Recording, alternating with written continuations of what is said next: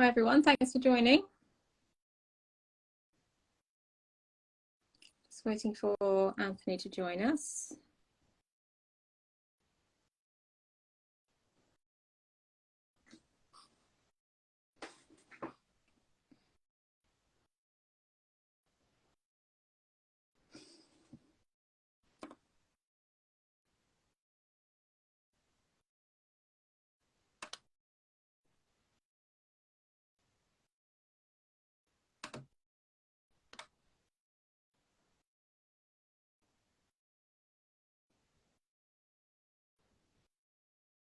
Hopefully he'll be on in a second.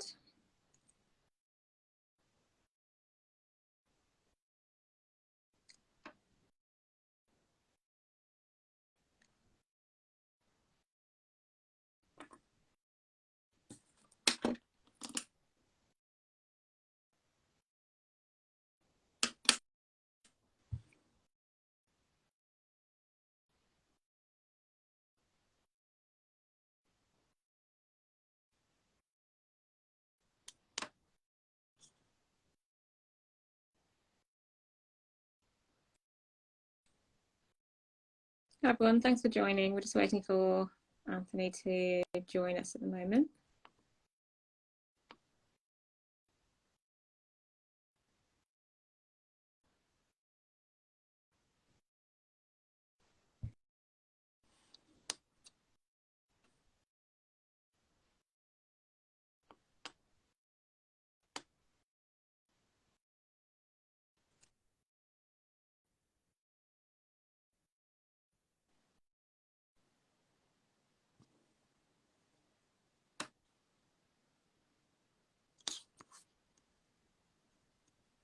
Hi everyone, thanks for joining.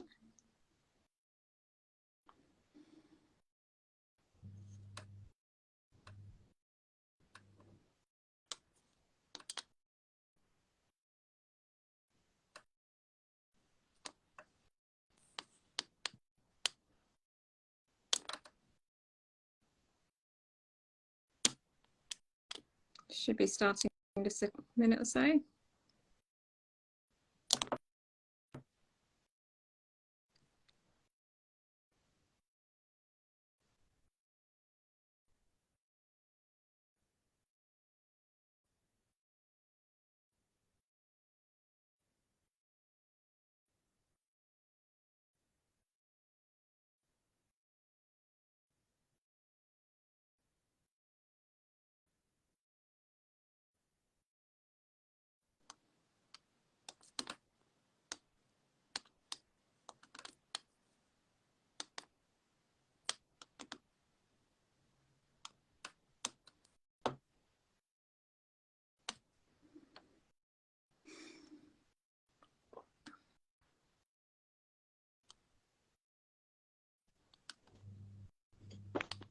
Aha. Hey. Hello. Hey, how are you? Good, how are you? Very good, thank you. Very good. Thank you very much for joining this evening. I know it's late at your end. Yeah, no worries. This thing's so stupid. Every time I try to put these headphones in, like they will work until I go into the live and then it doesn't work anymore. So okay. You're gonna have to rely on your ears then. Yeah. Well, no, it's a matter of the mic, just having a better mic pickup. So yeah. Well, I can hear you okay, so I think it should be okay. fine. So thanks everyone for joining, and welcome to Dr. Anthony Chaffee, who's with us this evening. I'll just do a little bit of an introduction. I'm Olivia Khwaja. I'm a trustee at the Public Health Collaboration. And for anyone who's not familiar with us, who may be joining, we are a UK-based charity that is dedicated to informing and educating the public about metabolic health and helping people feel empowered with the right information and tools to take control of that and live a chronic disease-free life. So we're all very much dedicated to that mission at the moment. We have many projects on the go and activities that we are very occupied with, but our main event of the year is our annual conference, and that is taking place this year in just 8 days time now, which I can't believe it's crept up on us that quickly, but 8 days time in Sheffield, which is in the north of England. And we're really pleased that Dr. Anthony Chaffee is coming all the way over from Perth, Australia to join in on a couple of panels, which we'll talk about in a moment. And what we'll be talking to him about tonight is a bit of a kind of a preview of what he expects to talk about and some of the things he's looking forward to about coming over. So so I'll ask Anthony to introduce himself, but if you have any questions as we're going through the discussion, then please feel free to pop it into the little speech bubble with a question mark so we can pick those up as we go along. So yeah, so Anthony, would you mind, just for anyone who doesn't know you, introducing yourself, your background, and what you're working on at the moment? Yeah, sure. I'm an American medical doctor. I work in Perth, Australia at the moment. I'm a neurosurgical resident here, or they call it registrar, and I also do work in functional medicine, metabolic health, and preventative medicine, more importantly. And I've used diet and lifestyle sort of interventions in both areas, all areas of my practice. And that's something that I've found to be extremely useful and beneficial to help reverse or even prevent diseases and chronic disease situations. Thanks very much. And at the moment, you are very much a proponent of the carnivore diet. Do you want to talk a little bit about how that's going and how your activity online all works at the moment for people who don't follow you?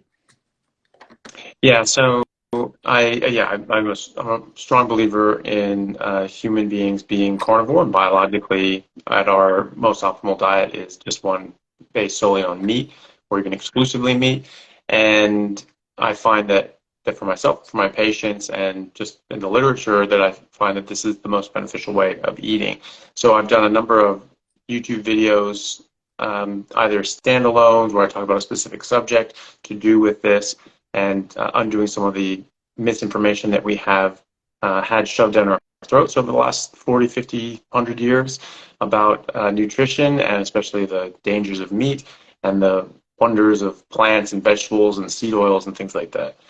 And so I have a number of videos there, and I interview quite a lot of people. I'm still interviewing more and more people, but as many experts that I can find on various subjects that add to that story to help elucidate what exactly we should be eating for optimal health.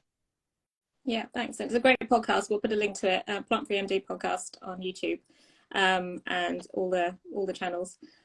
So moving on to kind of our conference, you are going to be involved in a couple of panels. The first one is on cancer, and it's the first time that as Public Health Collaboration we've covered the topic of cancer. So we're really excited about doing that because it's just so important to spread the message about some of the latest findings in this area. And you're going to be moderating that panel. So I wonder if you can talk a little bit about that. I can remind you who's on the panel, but there's some great people on the panel, and maybe some of the questions you'd like to get covered with them. Well, it is going to be a very interesting panel. No, there's some amazing people there, like Professor Ben Bickman and Sophia Clemens and Andrew Scarborough, all three of which I've had on my podcast, and they're amazing guests and experts in their field. They are all in their own way, very much experienced and bring a lot of very good, solid information to this. Andrew himself is a 10-year survivor of a 3-month prognosis brain cancer that he basically looked at the odds and just said, well, that's not what I want to do. So we're not going to do standard of care. Standard of care is not going to get me anywhere. So I'm going to try something else. And so he came across the work of doctors and professors such as Professor Thomas Seyfried from Boston College, formerly at Yale, who talk about and research and publish hundreds of articles on ketogenic metabolic therapy, and showing that something we've known for literally 100 years through the work of Dr. Otto Warburg, who's a Nobel Prize winner in medicine, showing that cancers use about 400 times, or require about 400 times the amount of glucose that normal cells do, and they're not able to run on ketones because they have such damaged mitochondria. And in fact, it's this damaged mitochondria that's a hallmark of cancers. You see this in all cancer cells. And so since this is more likely to be a metabolic mitochondrial issue as opposed to a genetic issue, because there are actually quite a lot of cancers that don't have any genetic issues at all, or different cells within a particular cancer that have very different genetics, or maybe don't have any genetic changes at all. And there's a lot of other evidence that suggests that it's really not a genetic issue, it's a mitochondrial issue, a metabolic mitochondrial issue. And so, people like Professor Siegfried, who teaches cancer biology. I took cancer biology in my undergrad. I mean, this is just something that you learn about, and in medical school they don't cover it at all. And I don't know if they cover this in oncology residency training either, because quite a lot of oncologists aren't necessarily aware of this either. But if you're treating this as a genetic issue, you're going to have different treatment protocols. But if that's not the actual root cause, then of course you're not going to have as beneficial of outcomes. And that's sort of what we've seen. We've literally thrown trillions of dollars at this problem over the decades. And we have treatments that allow people to survive, and certainly a lot more people to survive than had in the past, and that's great. But it's sort of disappointing results, to say the least, in a lot of different areas of cancer, and with a lot of knock-on effects and damage to the person themselves. So if we're going to really eradicate cancer, or at least severely limit it and prevent it or treat it properly once you have it, you really have to identify what the root cause is. And so I think this panel is going to be more about identifying the root cause and discussing that, and discussing better treatment options and outcomes for cancer, that go maybe with standard of care that we have currently, but could be a standalone as well. Yeah, absolutely. And obviously you have Sophia Clemens on there as well, and she is doing some of that work already in her clinic in Hungary, Paleomedicina, and so she'll have some great evidence to share on different types of cancers that are being able to be treated much better with a very particular diet. Yeah, and she's been doing this, I think, over a decade anyway, maybe 12, 15 years or so. And she came onto this early on and really has ran with it. And so she has a number of patients with cancer or autoimmune or other issues that she's been treating with diet and lifestyle interventions, getting people onto they call it a paleo ketogenic diet, right? So it's basically just meat and fat, and not eating anything else, and having absolutely fantastic results, and published in the case literature, case report literature, and case series and things like that. And she has so much other data that she can't get published because people aren't. I don't know. Big places don't want to publish this sort of thing, apparently, unless you come from a big university, and you're publishing a whole bunch of other stuff. Like Professor Siegfried has a number of these things published, and so she's already published this as well. And she has a number of case studies, and far more case studies and series of patients, and collated hundreds and hundreds, if not thousands, of patients over the years that have had tremendous success just with dietary interventions, and not necessarily even getting chemo, radiation, or surgery, though maybe some people do. But she's having extraordinary results with cancer just with diet. Yeah. And given just how much mounting evidence there is in this direction at the moment, what would you hope the one message is that you can get across in that panel that others will be able to watch on YouTube and be able to take away from it? I mean, really just that, the root cause of cancer is a mitochondrial metabolic disease. This is a metabolic issue, just like we're seeing now with diabetes and with even schizophrenia and psychiatric issues, that these are really come down to metabolic issues, and a fundamental way of affecting and disrupting your metabolism is eating something you're not supposed to eat, and eating things that are harmful to you and that you're not designed to eat and that are not biologically appropriate. So just addressing that and just understanding that this is not a genetic disorder, that this is a mitochondrial metabolic disease, and that we need to have different approaches to treating it. I think that, especially for the clinicians in the room, that's going to be a very powerful message that I think will be very important to get out. Yeah. And I think to the public as well, the more public hear about it, the more they will question their own doctors and say, well, what about this? And and that's an important route to changing the system as well.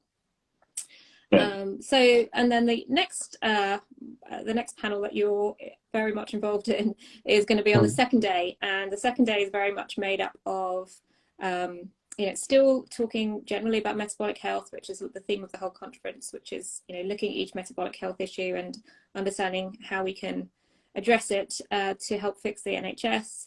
And bring the cost of healthcare down. On the second day, we're going to be delving into a couple of extra topics. One is whether beef is bad for the environment, and the other one is what is the best way to look at the value of plants in the diet. So this is something which we think the public out there will be very interested in. And we've certainly had a lot of feedback already since talking about this panel coming up, that people have, agreed and said that that's going to be really interesting, because, when people understand the message that you need to get away from processed food and seed oils, and they're looking to take that next step, and they're looking to figure out, well, okay, so what should I eat?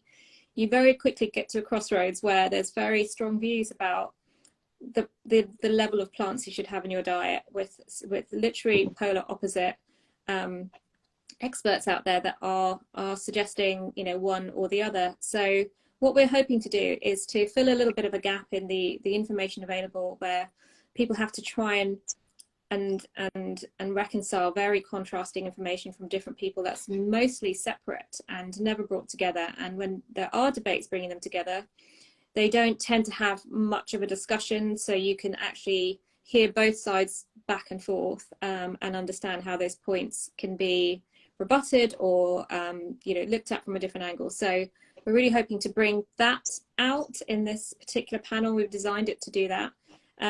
So I wonder whether you could talk a little bit about that, what you're hoping to cover, what your key points are going to be, and we're going to focus very much on three aspects of this debate, which are the role of saturated fat and cholesterol, the angle that evolution plays and the importance of evolution, and the third angle is fiber and plants in the diet and in relation to gut health and in general the benefits of that. So those are the kind of three areas that we'll work through. But I wonder if you could talk a little bit about what you hope to land in that session.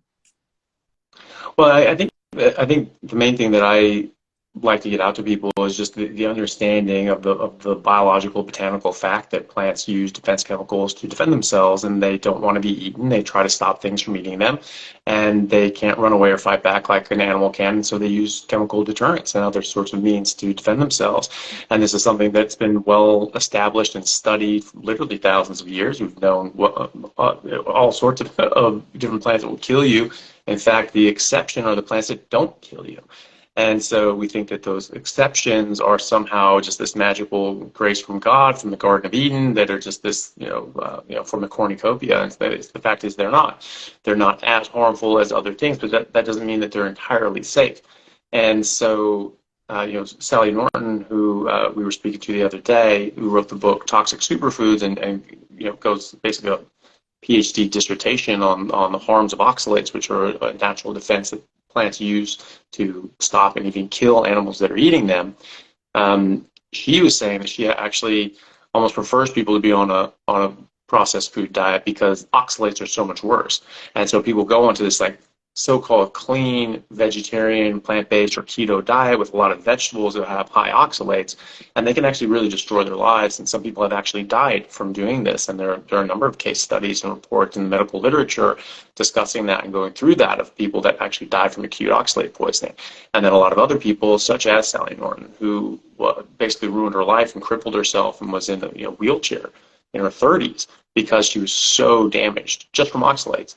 And so just understanding that yes, processed foods are awful, sugar is awful, seed oils are awful, but there's more than that. There are more things out there that are bad for you. In fact, most things on Earth are bad for us. And so that's why animals stay very much within their own niche. And so humans are no different. So biologically, talking about from an evolutionary standpoint, biologically, all the best evidence shows that humans have evolved as carnivores, and we've been eating meat for millions of years. That's what we're biologically adapted to eat. This stuff is 100% bioavailable to us. Plants are not. So we're designed to eat meat. We're not designed to eat plants. And meat doesn't have toxins that we can't get rid of, right? So the argument is, well, saturated fat, cholesterol cause heart disease. And it's like, no, it doesn't. That's been thoroughly debunked, and even the Journal of the American College of Cardiology published in 2020 a large literature review going over all the major studies, randomized controlled trials, and meta-analyses, and they found that there's absolutely no connection between higher saturated fat intake and rates of cardiovascular disease. And in fact, they found an inverse relationship between saturated fat intake and stroke rate, right? So the more saturated fat you eat, the less strokes you have. And the less saturated fat you eat, the more strokes people have. So that's not good. And so, this whole idea that saturated fat is a problem really needs to be thrown out. I mean, it has been thrown out by probably half of the medical establishment. So I meet doctor after doctor after doctor. They're like, yeah, I never bought that anyway. And they've seen these studies and they've seen the research come out and they're like, yeah, this is crap. And so it's getting out there, and a wide array of even cardiologists, are talking about how this is not actually something that's harmful. In fact, it's very good. It's actually protective in a lot of ways. So that's my main thing is just to just to make people aware. Now, if people want to go on a full carnivore diet like I do, that they're perfectly able to do that. But if they don't want to, trying to eat clean, trying to eat things that have as little toxins as possible. So processed food, seed oil, sugar, all bad, right? But also some plants. Be aware of the plants that you're eating and be aware that these things can have different sorts of toxins and defense chemicals, and some worse than others, like nightshades, potatoes, tomatoes, eggplants, peppers, high oxalate containing foods such as spinach. Liam Hemsworth put himself in the hospital because of his green smoothie usage in the mornings, the 3 weeks of few thousand milligrams of oxalates a day in his green smoothies put him in the hospital with acute oxalate poisoning and kidney stones that needed surgery to remove. So, this is something that people can seriously harm themselves with or even kill themselves with, and long before they kill themselves, they're just damaging their health. And people will say, well, I ate a spinach salad the other day and I didn't die, so therefore it's not poisonous. Like, well, that's not a great argument, because you could say that same thing about smoking cigarettes and drinking alcohol. Like, well, every Friday, Saturday night I go out and drink beers and smoke 2 packs of cigarettes, and I'm not dead. Therefore, cigarettes and alcohol are not poison, but we know they are. We know they degrade your body over time and cause various diseases, just lung disease, heart disease, diabetes, and peripheral vascular disease, and all sorts of other ones, Alzheimer's and dementia. And this builds up, and it acts on your body, it acts on your brain, and eventually it will kill you. And if you die 40 years early, that killed you. That thing killed you. You got poisoned and you died from that. Slow poison is still poison, and what people need to understand is that slow poison exists, and actually fast poison exists in all plants. And so, most plants will kill you. In fact, if you look at all plants on Earth, most of them will kill you. And so we shouldn't trust the ones that don't give us that acute phase response. We should understand that these things are trying to defend themselves as well, and those defenses can build up. Yeah, absolutely. And we've got, I think, very differing, what's going to be so great about this panel is we've got such a range of views there. So we will have someone who is fully plant-based and will be very much, I'm assuming, arguing that cholesterol and saturated fat is harmful as far as cardiovascular risk and other risks. And so there's that argument, which I think we'll come back to, often comes back to, how much science there apparently is that support it. And I wonder if you've got any thoughts on how you'll discuss that point. Well, the cholesterol? Yeah. Well, I mean, there's tons and tons and tons of studies, that show the exact opposite of that. But I think the key element here is just the historical record that the original studies excoriating cholesterol and blaming it for heart disease were fraudulent. The Journal of the American Medical Association published a study from the University of California, San Francisco Medical School in 2016, where they published actual internal memos from the sugar companies called the Sugar Foundation, or foundation now called the Sugar Association, that detailed how they paid off 3 Harvard professors who fought to falsify data and publish fraudulent studies to make it appear as if cholesterol caused heart disease when it was actually sugar, and to exonerate sugar and say that sugar was safe. And one of those professors from Harvard was named head of the USDA, and it was he who authored and published the 1977 declaration that cholesterol caused heart disease, saturated fat increases cholesterol, stop eating both, and it affected the world. The whole world ran from fat and cholesterol and from meat and eggs as a result of that. There were a number of doctors and researchers for decades arguing strongly against this. Ansel Keys was also one of these guys who were bought and paid for, and he would have regular interactions with John Yudkin, who's a doctor from the UK, who's an endocrinologist, and he found that, like, no, look, this is sugar. And he wrote a book on it, literally wrote a book on how sugar was causing heart disease in the 1970s.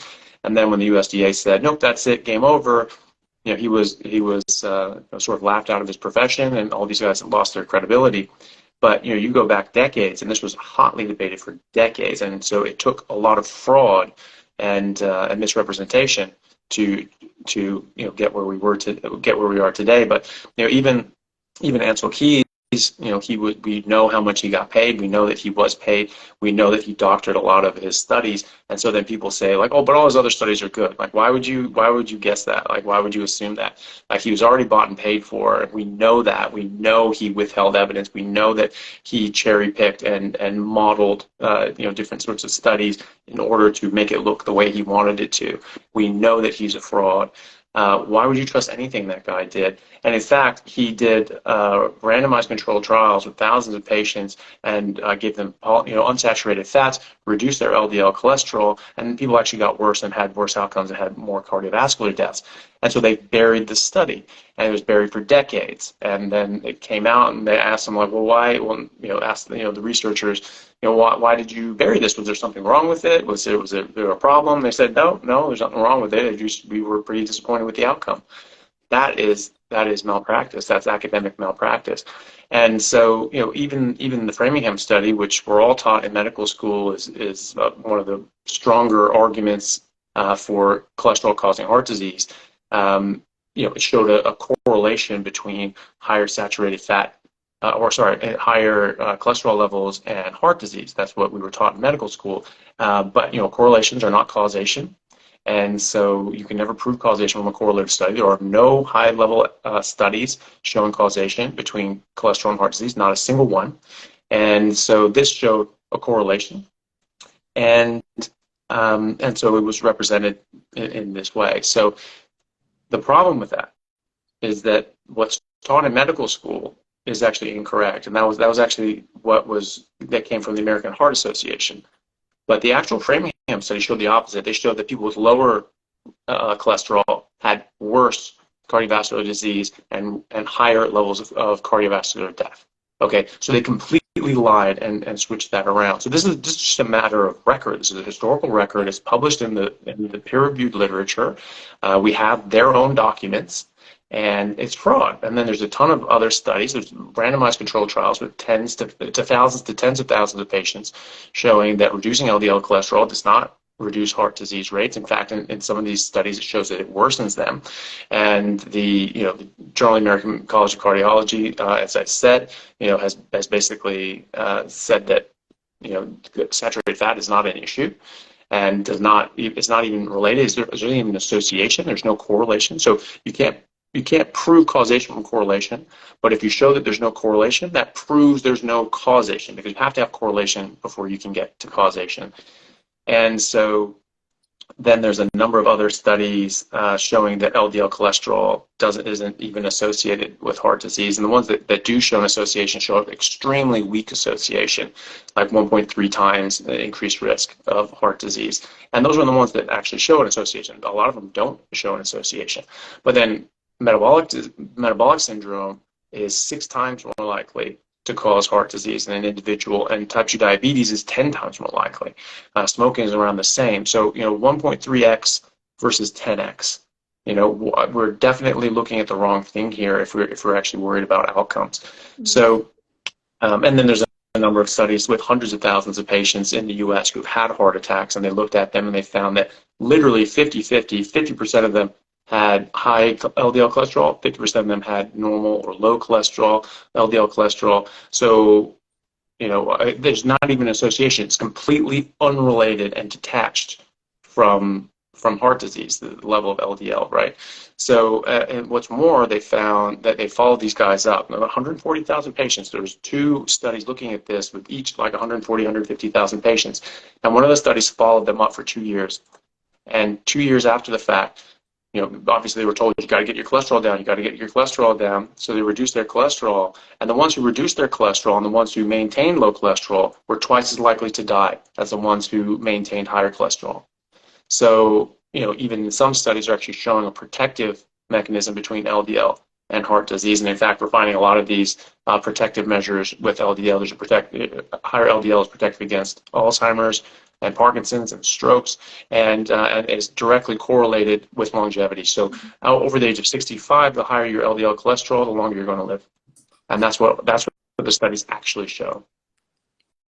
Thank you. Well, it sounds like you have a huge amount of arguments that you've got ready to go there, and I can't wait to hear what the counter arguments are going to be to all of those points that you just raised. So that's why we're really excited about the whole thing.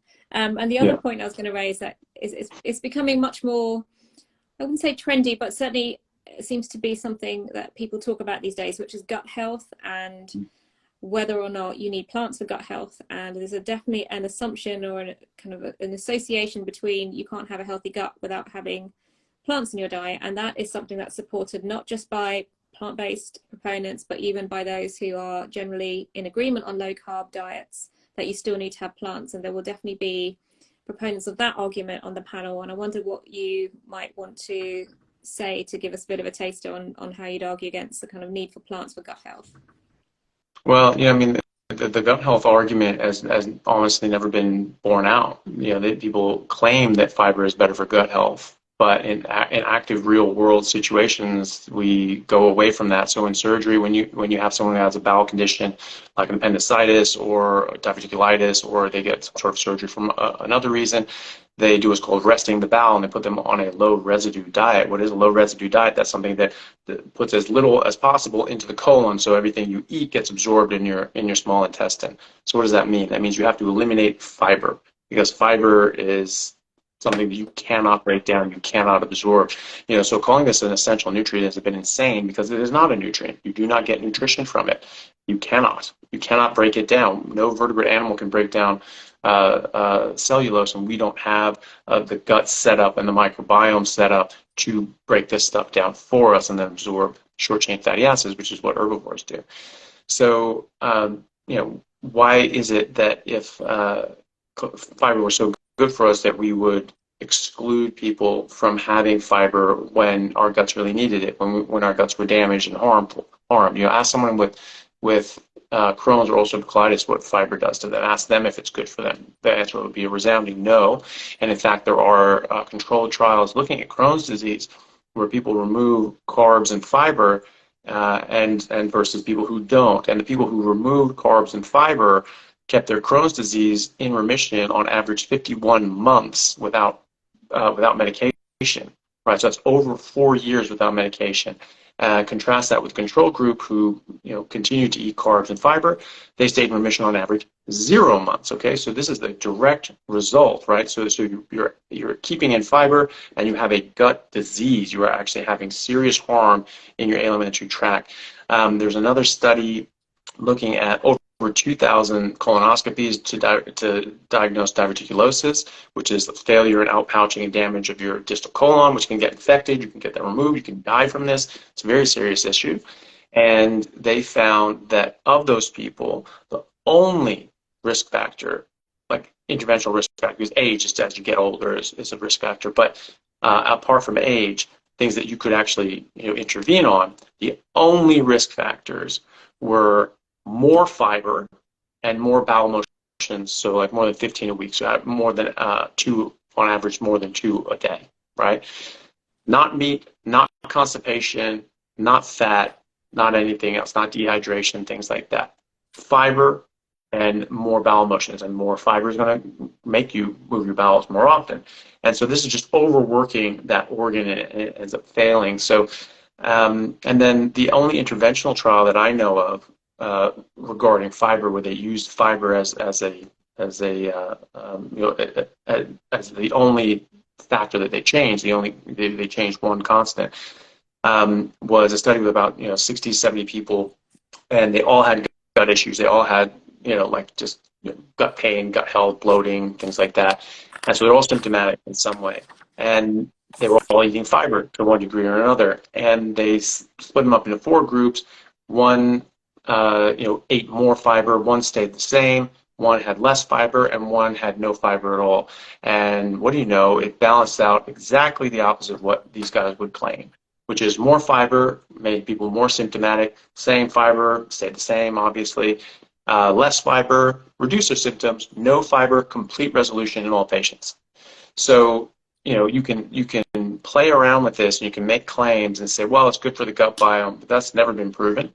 And you can say, well, it's good for gut health. Well, that's a claim that's been repeated over and over again, but without any evidence. People say it's like, well, in these epidemiological studies, and we ask these people, how much fiber do you eat? How much? And the people who ate more fiber and ate more whole fruits and vegetables, they seem to be doing better. Okay, well, was that the fiber, or was that the 9,000 other things that they were doing differently? And also, who doesn't eat fiber besides the lions, right? As far as people are concerned, it's people who eat a highly processed food diet, because processed foods have to be frozen and shipped a long way, and they can't have fiber because during that freezing process, the fiber just makes it all mealy and mushy, and it's just sort of a gross texture. So you can't really use fiber in those processed foods. So it's not someone like myself who's eating a whole food meat-based diet, or like the Maasai or the Inuit who are just eating a whole food meat-based diet and their guts are working perfectly well. It's people eating processed garbage. And so people eating more fiber versus people who eat low to no fiber, you're not comparing apples with apples. You're comparing you're comparing this against a processed food diet. And no one's arguing that eating a processed food diet is a good thing. No one's saying anyway. There are people out there that say that seed oils are fine and sugar oils are fine and carbs are fine, and they're welcome to their opinion, but the evidence is totally against them. But so when you look at that, that's really all that they have. But when you have actual studies that look at real world situations where you say, okay, I'm going to intervene, we're going to take out fiber, do people get better or worse? They get better. And you have people with colon disease, with bowel disease, with actual problems, and there's associated, a high association is with fiber. That's what the real studies, that's better evidence than some survey that was probably biased in the first place, because they're all biased. They count, they have pizza toppings have meat in it, so they call that meat. Fast food has burger patties or meat, and therefore that's meat, even though all the bun and the sauces and the fries, dipped in seed oils and trans fats and sugary drinks, those are all plant-based. But that's considered meat in these studies, and that's purely fraudulent. And so, the evidence against fiber is of a much higher quality than the evidence for fiber. Okay, thank you. And I was just thinking that we've actually got 2 hours for this debate, so that's good in a way, but I'm wondering if it's enough time, because there's going to be so many different points that everyone is going to make, and I'm sure we'll be left wanting to have had more time even then. So, but all the more reason to tune in and watch it, because it's just going to be such a great way of bringing all this information together and hearing it all laid out together. So really looking forward to that. And my next question for you is, just in general on the conference, what are you looking forward to? Have you looked down the lineup? Is there anyone you really want to hear, or anyone in particular you really want to meet?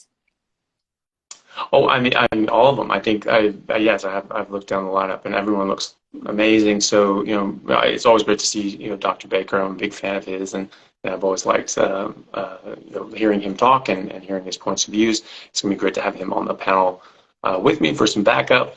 Because the guy is just a wealth of knowledge in this and many other areas, but so many others. But it'll be great to meet the opposition on the panel as well, because they're all great people who have very good practices, and are helping a lot of people and doing very good things in that manner as well. We just have a difference of opinion in this one field, and but we're all trying to do the same thing. We're all trying to help people. And so I'm very much looking forward to them. Ben Bickman, I'm a big fan of his as well. I really like him, as well as Sophia Clemens, Andrew Scarborough. I had him on my podcast, and it would be great to meet him in person as well.